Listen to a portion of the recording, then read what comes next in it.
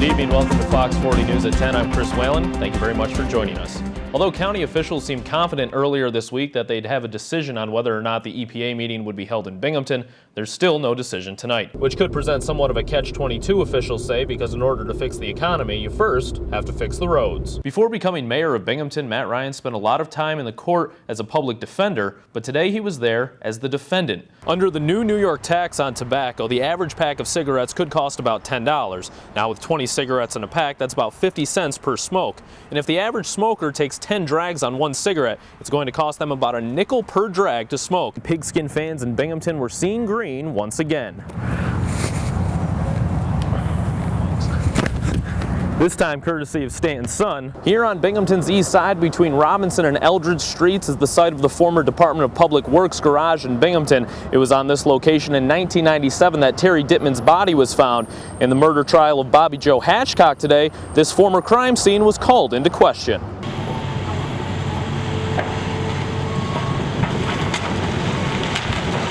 Shortly before noon today, crews tear down what was left of a one-family home on Milford Street in Binghamton.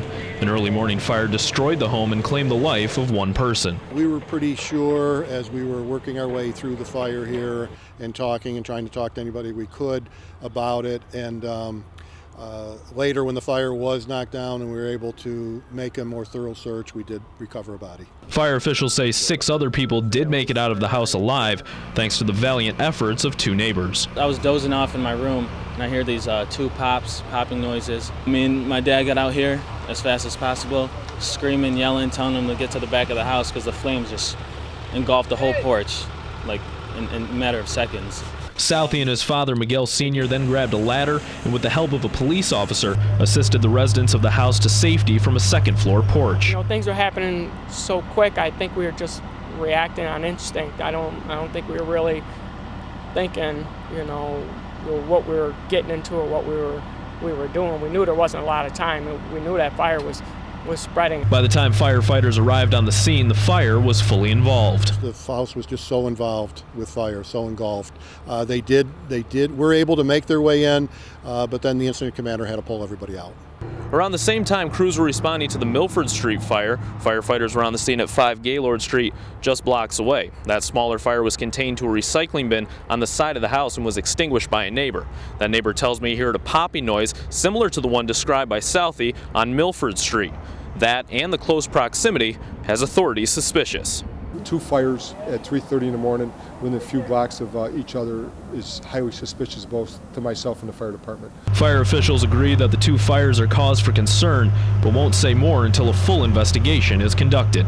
In Binghamton, Chris Whalen, Fox 40 News. Less than a week ago, it looked as if spring had sprung, with temperatures nearing 60 degrees. I was like, yes, summer about to be coming, nice and warm, but then it changed. Oh, did it ever.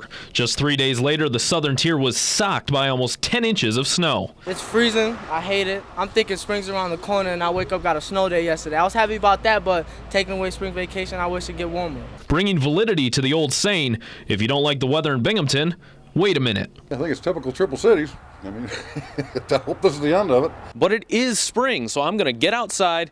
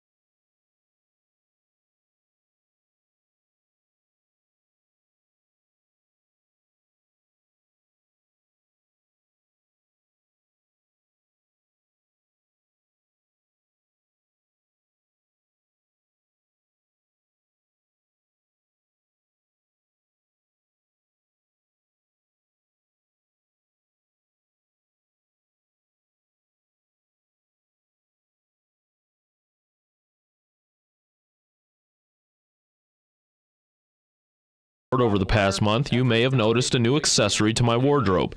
No, I didn't misplace my razor. No, I didn't lose a bet.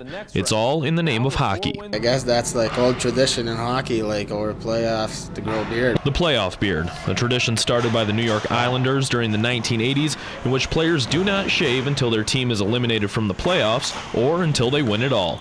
And for the B-Sens, not just a tradition, but also a bit of a rebellion for players who are required to be clean-shaven during the regular season. That's what Kerr likes, and that like, it looks good when we looked at it as professional. But now we have an excuse to let our face go a little bit and grow the beard, and so I think guys are having fun with it. Fun for guys like Patolny who can actually grow a beard. Binghamton captain Ryan Keller is also in that group, but says there are a few guys who've had a little difficulty cultivating a captivating facial salad. There's some guys a little nervous in there about maybe the mustache is a little thin. I don't know if you guys have picked up on a few guys that added some color to their beards. Maybe it was a little thin. I'm not gonna, throw them under the bus and name names. I'm currently cleaning up around my goatee, but according to the B-Sens, if you trim, it's not really a playoff beard at all. You just got to let it go. There's some guys that are doing a lot of manscaping and stuff around it, but as you can see, I just kind of let mine go. But there is one man on the roster who's gotten a reprieve from Patolny's rule as he hones his inner Tom Selleck. First of all, I can't grow a full beard on my cheeks, and the second of all, my neck was getting itchy, so I just left the mustache. And I think it's funny too. So whether you opt for the Magnum PI, the traditional, or something that may one day resemble a beard, there's really only one rule everyone can follow. I think you just got to embrace what you got. You can work with it. Which seems to be paying off for the Sens in the 2011 Calder Cup playoffs. Chris Whalen, Fox 40 Sports.